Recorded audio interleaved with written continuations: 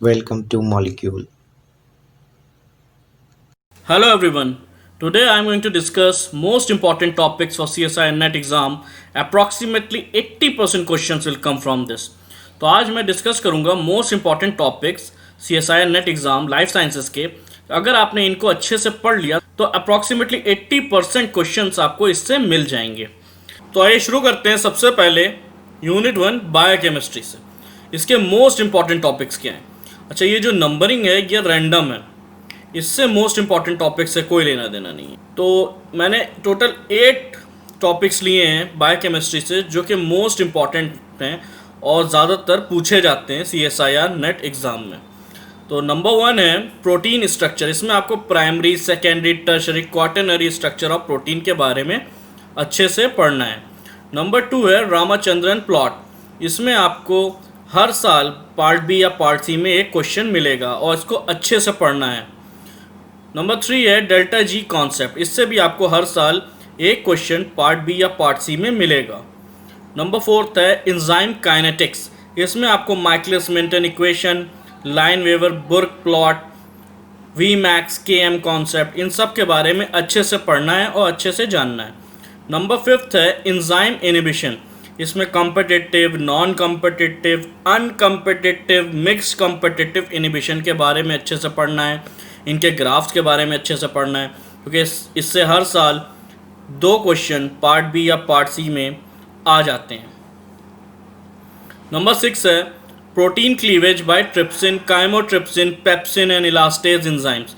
इसमें आपको अच्छे से पढ़ना है कि जब आप प्रोटीन का डाइजेशन करेंगे इन एंजाइम से तो कितने बैंड्स आएंगे, कौन कट करता है एन टर्मिनस पे, कौन सी टर्मिनस पे, सब के बारे में आपको अच्छे से जानना है. नंबर 7 है haemoglobin, myoglobin and collagen proteins. इसमें आपको इन प्रोटीन्स के स्ट्रक्चर और फंक्शन के बारे में अच्छे से जानना है. नंबर 8 है आपका रिस्पायरेशन. ये मोस्ट इंपॉर्टेंट टॉपिक है. इसमें आता है glycolysis, Krebs cycle, pyruvate oxidation and oxidative phosphorylation. इस टॉपिक को आपको बहुत अच्छे से पढ़ना है क्योंकि इससे बहुत क्वेश्चन पूछे जाते हैं पार्ट बी और पार्ट सी में.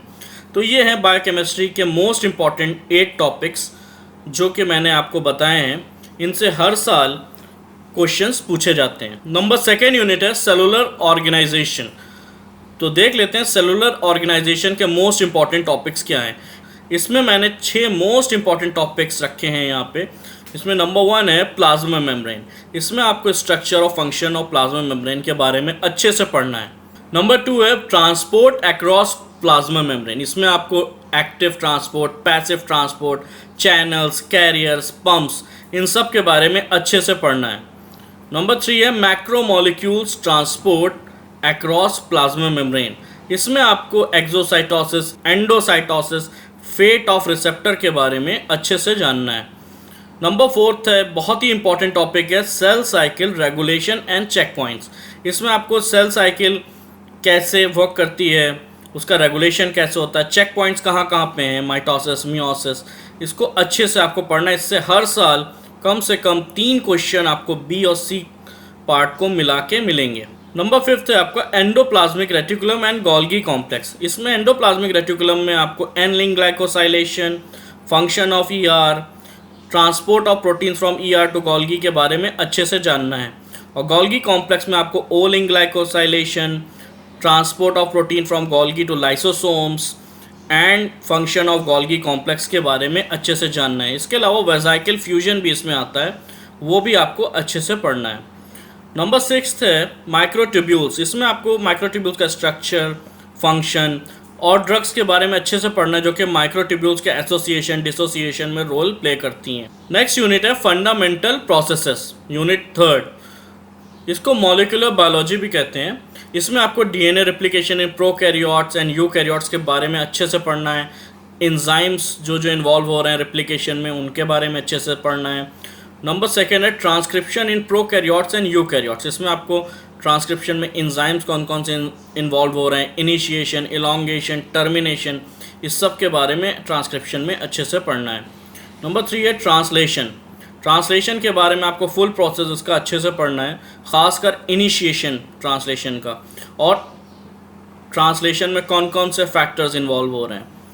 नंबर 4 है आरएनए प्रोसेसिंग, इसमें आपको एमआरएनए, टीआरएनए और राइबोसोमल आरएनए की प्रोसेसिंग के बारे में अच्छे से पढ़ना है। 5 प्राइम कैपिंग, 3 प्राइम पॉलीएडेनाइलेशन, स्प्लाइसिंग, इस सब के बारे में अच्छे से जानना है। नंबर 5 है RNA interference, RNAi, miRNA, siRNA, shRNA mediated gene silencing के बारे में बहुत अच्छे से पढ़ना है आपको। नंबर 6 है डीएनए रिपेयर, इससे भी हर साल क्वेश्चन आता है और इसके बारे में भी अच्छे से पढ़ना है। नंबर 7 है लैक ऑप्रॉन एंड ट्रिप्टोफान ऑप्रॉन, इसमें लैक ऑप्रॉन ज़्यादा इंपॉर्टेंट है ट्रिप्टोफान ऑप्रॉन से, और इसमें लैक ऑप्रॉन में आपको लैक ऑप्रॉन कैसे वर्क करता है, क्या है, और मीरोजाइगोट के म्यूटेशन केसेस, इनके बारे में आपको अच्छे से पढ़ना है। नेक्स्ट है नंबर 8 लैम्डा फाज, इसके बारे में भी अच्छे से जानना है। C1 क्या है, क्रो क्या है, C2 क्या है, C3 क्या है, कैसे ये वर्क करता है, इस सब के बारे में आपको लैम्डा फाज में अच्छे से जानना है। Mode of action of antibiotics में आपको जानना है कि कौन सी एंटीबायोटिक्स ट्रांसलेशन को इनहिबिट करती हैं, कौन ट्रांसक्रिप्शन को इनहिबिट करती हैं, कौन रिप्लिकेशन को इनहिबिट करती हैं, क्या उनका एक्शन है उन पे, इस सब के बारे में आपको अच्छे से जानना है। नंबर 4 यूनिट है सेल कम्युनिकेशन एंड सिग्नलिंग, ये बहुत ही इंपॉर्टेंट यूनिट है क्योंकि इसमें इम्यूनोलॉजी भी आ जाती है। तो इसमें मैंने टोटल 15 टॉपिक्स लिए हैं सेल कम्युनिकेशन एंड सिग्नलिंग में, जो कि मोस्ट इंपॉर्टेंट हैं और इससे हर साल क्वेश्चंस पूछे जाते हैं। तो इसमें नंबर 1 है सेल जंक्शंस, इसमें आपको सेल जंक्शंस के बारे में अच्छे से जानना है, इन कितने टाइप के होते हैं, क्या फंक्शन होता है। नंबर 2 है सेल एडिशन मॉलिक्यूल्स, बहुत अच्छे से पढ़ना है इसको भी, सेल एडिशन मॉलिक्यूल्स को भी, इससे भी हर साल क्वेश्चन आता है। नंबर 3 है extra cellular matrix of animals, इसमें फाइब्रोनेक्टिन का रोल बहुत इंपॉर्टेंट है और उसको अच्छे से पढ़िएगा। नंबर 4 है कैंसर, इसमें आपको role of P53 RB protein के बारे में अच्छे से पढ़ना है, ट्यूमर सप्रेसर जीन्स हैं, इसके अलावा प्रोटोऑन्को जीन्स के बारे में अच्छे से जानना है। मोड ऑफ एक्शन क्या है एंटी कैंसर ड्रग्स का, उनका सोर्स क्या है, कहाँ से मिलती हैं वो इंपॉर्टेंट ड्रग्स, जैसे टैक्सोल, विनसिस्टीन, विनब्लास्टीन, साइटोचैलासिन डी, ये सब का मोड ऑफ एक्शन अच्छे से पढ़ना है। नंबर 5 है आपका cell signalling basics, cell signalling के सबसे पहले आपको बेसिक्स पता होना चाहिए, जैसे सेल सिग्नल मॉलिक्यूल्स क्या होते हैं, रिसेप्टर्स ऑफ सेल सरफेस हो सकते हैं, इंट्रासेलुलर हो सकते हैं, सिग्नल मॉलिक्यूल्स क्या हैं, सेकेंडरी मैसेंजर्स क्या हैं, इन सब के बारे में अच्छे से जानना है। नंबर 6 है GPCR और बैक्टीरियल कीमोटैक्सिस, इसमें आपको GPCR के बारे में बहुत अच्छे से पढ़ना है क्योंकि इससे हर साल क्वेश्चन आता है।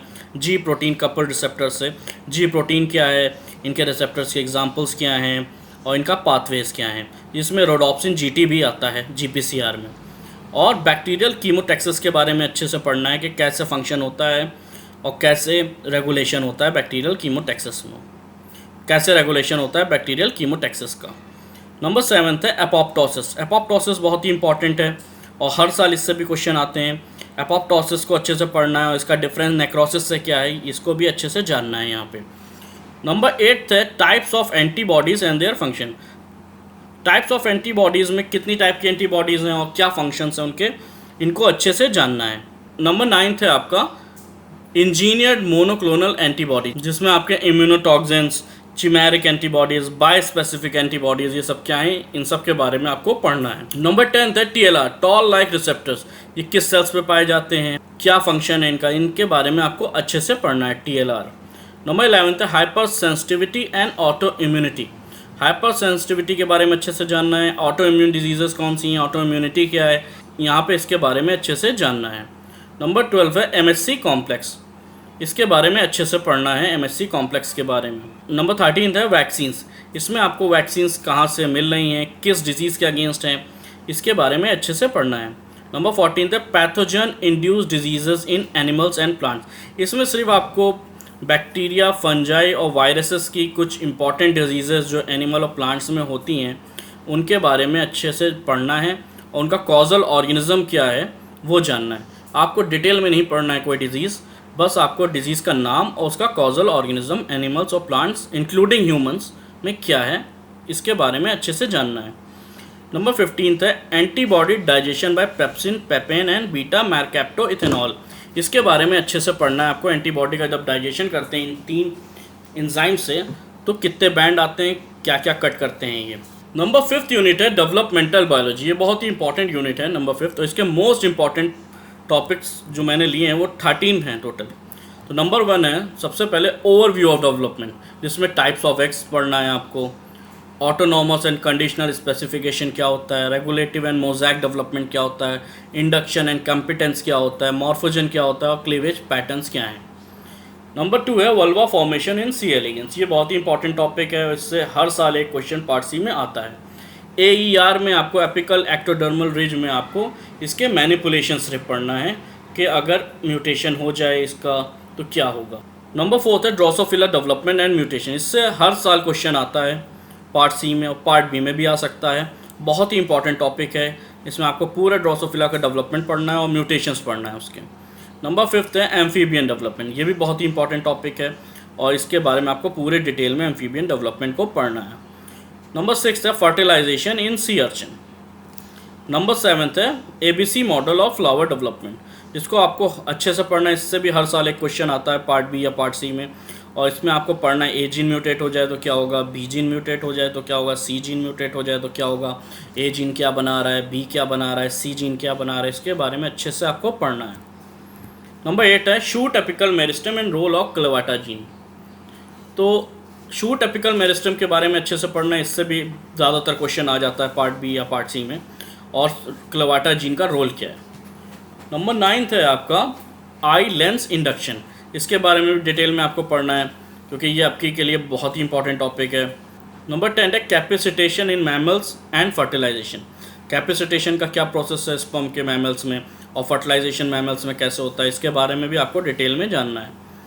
नंबर 11 है ICM एंड ट्रोपोब्लास्ट डिसीजन।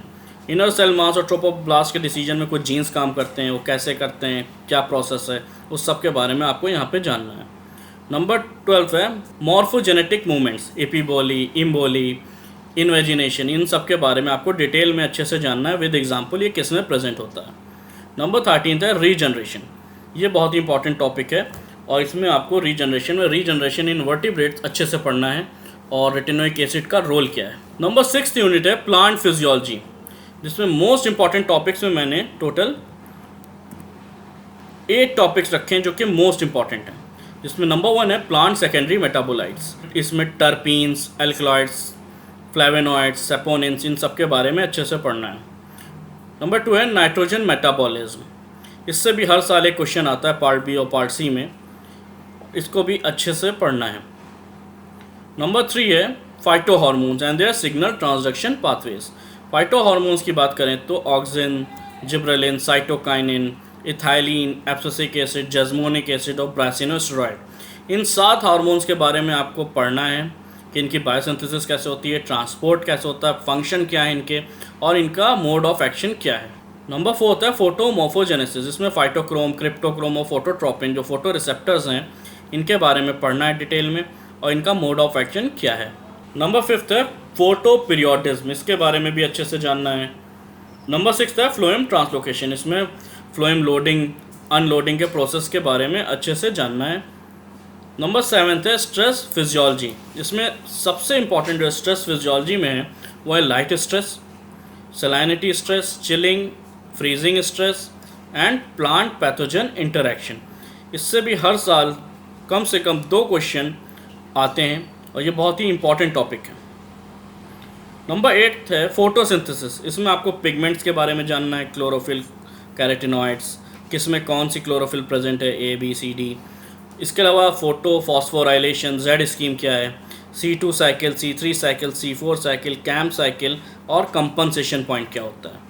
इससे भी हर साल कम से कम आपको 2 क्वेश्चन मिलेंगे पार्ट बी में या पार्ट सी में। नंबर 7th यूनिट है हमारी एनिमल फिजियोलॉजी। इसमें मैंने 9 मोस्ट इंपॉर्टेंट टॉपिक्स रखे हैं जो कि हर साल इनसे क्वेश्चन पूछा जाता है। नंबर 1 है एंडोक्राइनोलॉजी। इसमें आपको हार्मोन्स के फंक्शंस और डिसऑर्डर्स के बारे में पढ़ना है। नंबर 2 है फीमेल रिप्रोडक्टिव साइकिल्स। इसमें ओवेरियन साइकिल और मेंस्ट्रुअल साइकिल के बारे में डिटेल में पढ़ना है आपको।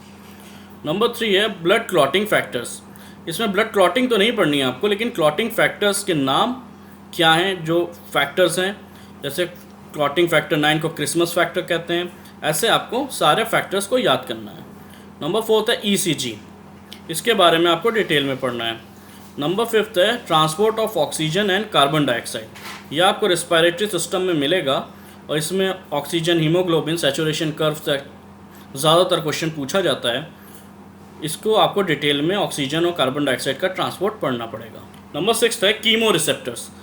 कीमो रिसेप्टर्स के बारे में अच्छे से पढ़ना है आपको, जो कि आपको रिस्पायरेटरी सिस्टम और कार्डियक सिस्टम में मिलेगा। नंबर 7 है बैरो रिसेप्टर रिफ्लेक्सेस। यह आपको न्यूरल रेगुलेशन और ब्लड प्रेशर में आपको ये टॉपिक मिलेगा और इससे हर साल एक क्वेश्चन पूछा जा रहा है बैरो रिसेप्टर्स पे। नंबर 8 है नर्वस सिस्टम। नर्वस सिस्टम के बारे में आपको पूरा डिटेल में पढ़ना है। एक्शन पोटेंशियल क्या होती है, सेंट्रल नर्वस सिस्टम क्या होता है, पेरिफेरल नर्वस सिस्टम क्या होता है, इससे भी आपको हर साल एक क्वेश्चन पार्ट सी में मिलेगा।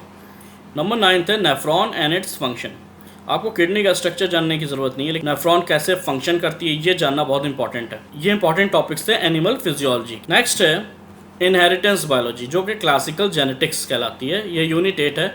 इसमें मोस्ट इंपॉर्टेंट टॉपिक्स में मैंने टोटल 9 रखे हैं। 9 मोस्ट इंपॉर्टेंट टॉपिक्स हैं जिससे हर साल क्वेश्चन पूछा जाता है। इसमें नंबर 1 है एपिस्टेसिस। एपिस्टेसिस के पाथवेज के बारे में आपको अच्छे से पढ़ना है, इससे हर साल एक पार्ट सी में क्वेश्चन आता है। नंबर 2 है लिंकेज एंड मैपिंग, जिसमें आपको डायड टेट्राड एनालिसिस के बारे में अच्छे से पढ़ना है। जीन ऑर्डर कैसे निकालेंगे, जीन डिस्टेंस कैसे निकालेंगे, इसके बारे में अच्छे से जानना है। नंबर 3 है पेडिग्री एनालिसिस, जो कि बहुत ही इंपॉर्टेंट टॉपिक है और पार्ट सी में इससे हर साल एक क्वेश्चन आता है। नंबर 4 है mutation and test of mutations.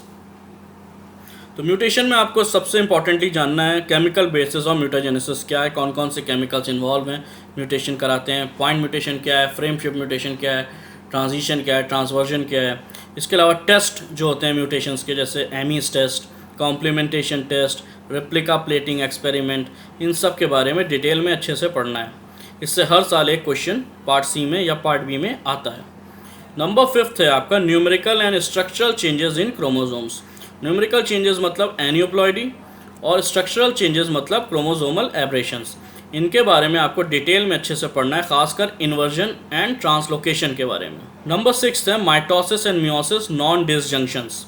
इसके बारे में अच्छे से पढ़ना है कि नॉन डिसजंक्शन हो जाए माइटोसिस या मियोसिस के दौरान तो क्या होता है। नंबर 7 है प्रोबेबिलिटी प्रॉब्लम्स इन जेनेटिक्स, जिसमें आपको डायहाइब्रिड क्रॉस, ट्राईहाइब्रिड क्रॉस की जो प्रोबेबिलिटी प्रॉब्लम्स होती हैं जेनेटिक्स में वो अच्छे से पढ़ना है। नंबर 8 है मैटरनल इनहेरिटेंस। इसमें आपको अच्छे से पढ़ना है मैटरनल इनहेरिटेंस के बारे में, जिससे अक्सर क्वेश्चन पूछा जाता है। नंबर 9 है आपका जेनेटिक रिकॉम्बिनेशन, जो कि एक प्रोसेस होता है माइक्रोबियल जेनेटिक्स में, बैक्टीरिया में। इसके बारे में अच्छे से पढ़ना है, ट्रांसडक्शन, कॉन्जुगेशन, ट्रांसफॉर्मेशन। और इसमें आपको एक एक्सपेरिमेंट है इंटरप्टेड मैटिंग एक्सपेरिमेंट, इससे हर साल एक क्वेश्चन पूछा जाता है और इसको अच्छे से पढ़ना है। नंबर 9th यूनिट है हमारी diversity of life forms.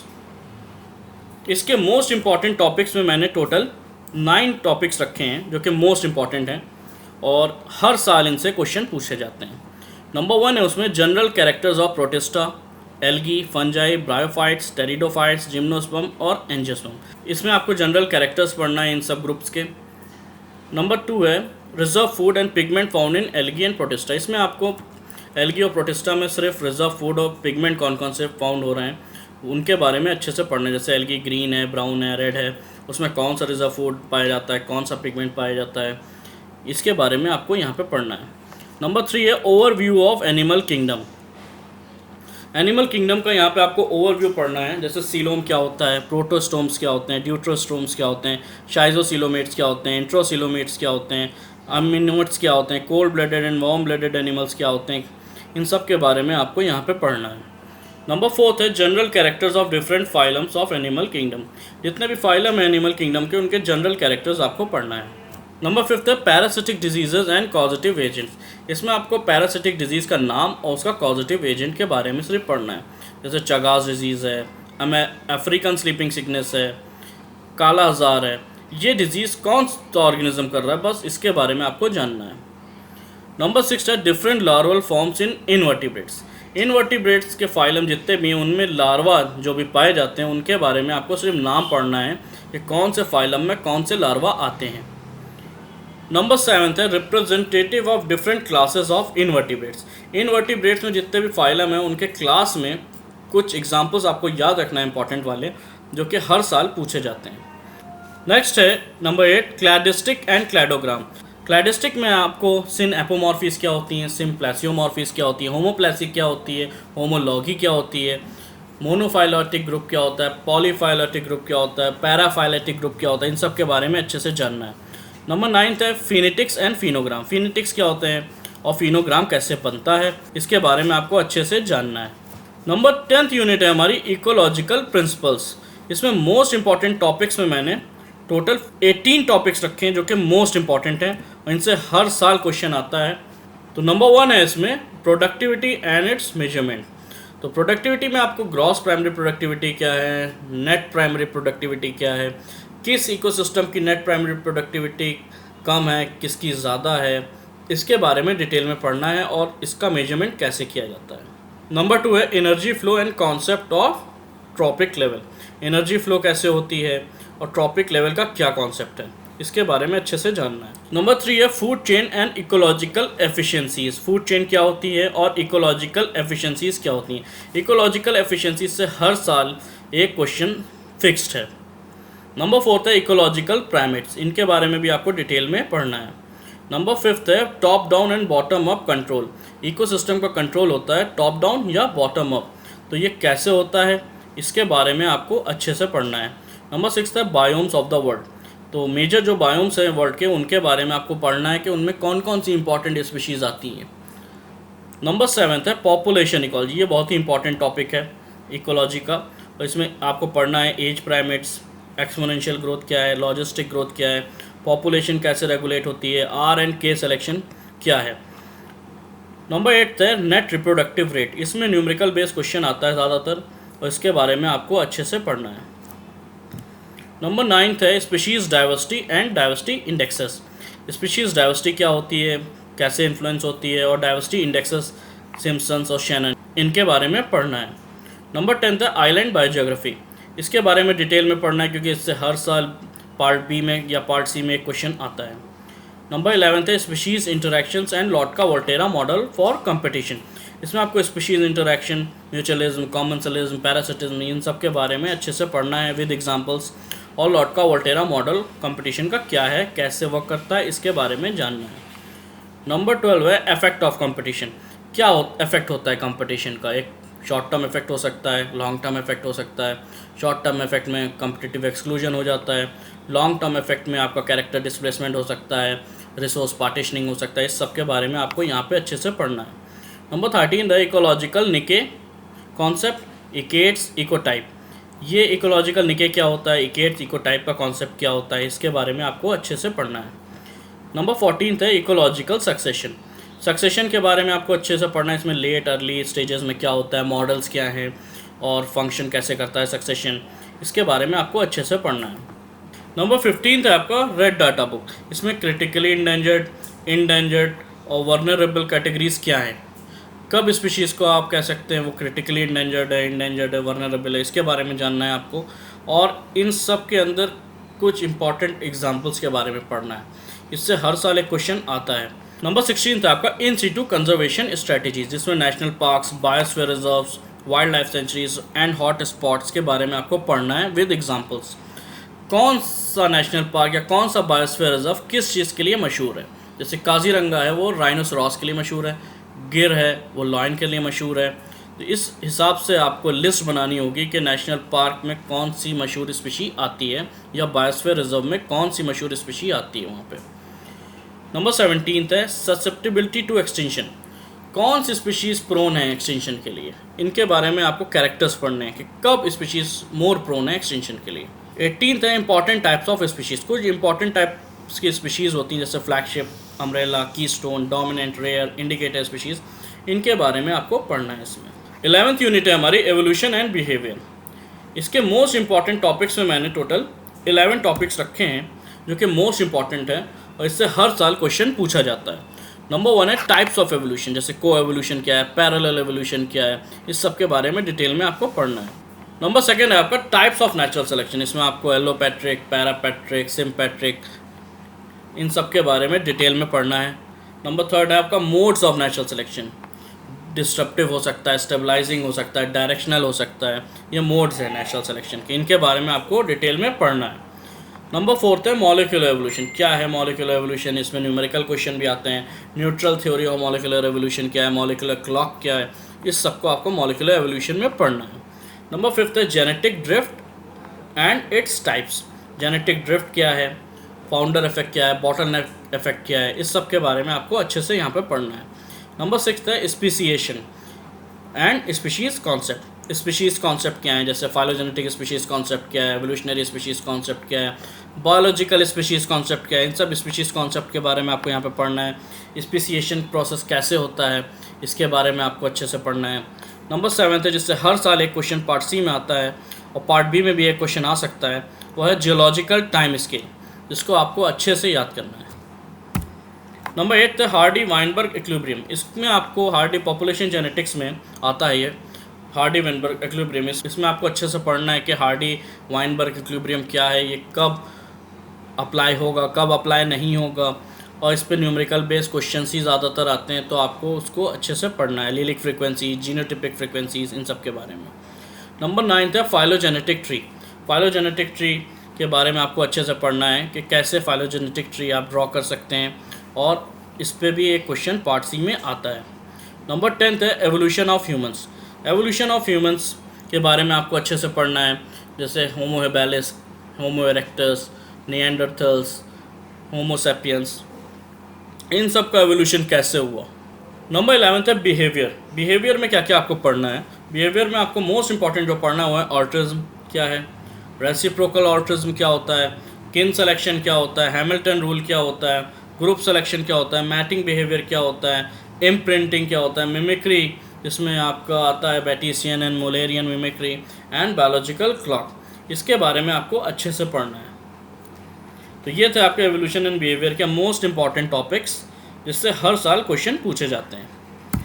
Number 12th unit है आपकी अप्लाइड बायोलॉजी। इसके मोस्ट इंपॉर्टेंट टॉपिक्स में मैंने 5 टॉपिक रखे हैं जो कि मोस्ट इंपॉर्टेंट हैं, इनसे हर साल क्वेश्चन आते हैं। इसमें नंबर 1 है बायोसेंसर्स, नंबर 2 है ट्रांसजेनिक प्लांट्स के यूजेस, नंबर 3 है बायो रिमीडिएशन एंड फाइटो रिमीडिएशन, नंबर 4 है ऑर्गेनोजेनेसिस क्या है, साइब्रिडाइजेशन क्या है, सोमैटिक एम्ब्रियोजेनेसिस क्या है, नंबर 5 है रिमोट सेंसिंग। इनके बारे में आपको जानना है और इससे हर साल क्वेश्चंस पूछे जाते हैं। 13th यूनिट है मेथड्स इन बायोलॉजी। इसमें मैंने टोटल 7 मोस्ट इंपॉर्टेंट टॉपिक्स रखे हैं जो कि आपको पढ़ना है, इससे हर साल क्वेश्चंस पूछे जाते हैं बहुत। तो नंबर 1 है मॉलिक्यूलर मार्कर्स, जिसमें आपको RAPD क्या है, AFLP क्या है, RFLP क्या है, इन सब के बारे में मॉलिक्यूलर मार्कर्स में अच्छे से पढ़ना है। नंबर 2 है जिससे हर साल पार्ट सी में क्वेश्चन पूछा जाता है, वो है TI plasmid of agrobacterium tumefaciens. इसके बारे में आपको बहुत डिटेल में बहुत अच्छे से पढ़ना है। नंबर 3 है जिससे पार्ट सी में क्वेश्चन आता है, वो है रिस्ट्रिक्शन मैपिंग। नंबर 4 है वेक्टर्स, जिसमें प्लाज्मिड, कॉस्मिड, बैक, यैक, लैम्डा, फाज, इन सब के बारे में आपको डिटेल में पढ़ना है। इसमें प्लाज्मिड के बारे में आपको डीप में पढ़ना होगा, क्योंकि इससे पार्ट बी में क्वेश्चन अक्सर पूछा जाता है। नंबर 5 है जिससे पार्ट सी में हर साल क्वेश्चन आता है, वो है क्री-लॉक्सबी रिकॉम्बिनेशन। ये बहुत ही इंपॉर्टेंट टॉपिक है 13th यूनिट का, और इसको अच्छे से पढ़िएगा। नंबर 6 है आपका बायोस्टैट्स। बायोस्टैट्स में आपको टी टेस्ट क्या होता है, काई स्क्वायर टेस्ट क्या होता है, TZ टेस्ट क्या होता है, कोरिलेशन क्या होता है, वेरिएंस क्या होता है, इस सब के बारे में डिटेल में अच्छे से पढ़ना पड़ेगा। नंबर 7 है आपका बायोफिजिकल टेक्निक्स, जिसमें माइक्रोस्कोपी, अब माइक्रोस्कोपी फ्लोरेसेंट हो सकती है, डार्क फील्ड हो सकती है, ट्रांसमिशन हो सकती है, सेम हो सकती है, इन सब के बारे में पढ़ना पड़ेगा। क्रोमेटोग्राफी में HPLC, पेपर क्रोमेटोग्राफी, HPTLC, इन सब के बारे में आपको क्रोमेटोग्राफी में पढ़ना पड़ेगा। PCR, RT-PCR ये क्या है, इसके बारे में पढ़ना पड़ेगा। वेस्टर्न ब्लॉट क्या है, कैसे वर्क करता है, इसके बारे में पढ़ना पड़ेगा। ELISA, NMR, FISH, MRI, fMRI, patch clamp, FITC, FACS analysis, X-ray crystallography and immuno techniques, ये बायोफिजिकल टेक्निक्स में मोस्ट इंपॉर्टेंट टॉपिक्स हैं, जिसको आपको पढ़ना पड़ेगा, और इससे हर साल आपको 1 से 2 क्वेश्चन पार्ट बी में और पार्ट सी में मिलेगा। तो ये थी हमारी टोटल 13 यूनिट्स, जिनमें मोस्ट इंपॉर्टेंट टॉपिक्स मैंने आपको बताया कि अगर इनको आप डिटेल में पढ़ लेंगे तो आपको कम से कम 80% पेपर इन टॉपिक्स से आपको मिल जाएगा। Thank you. Please like, share and subscribe.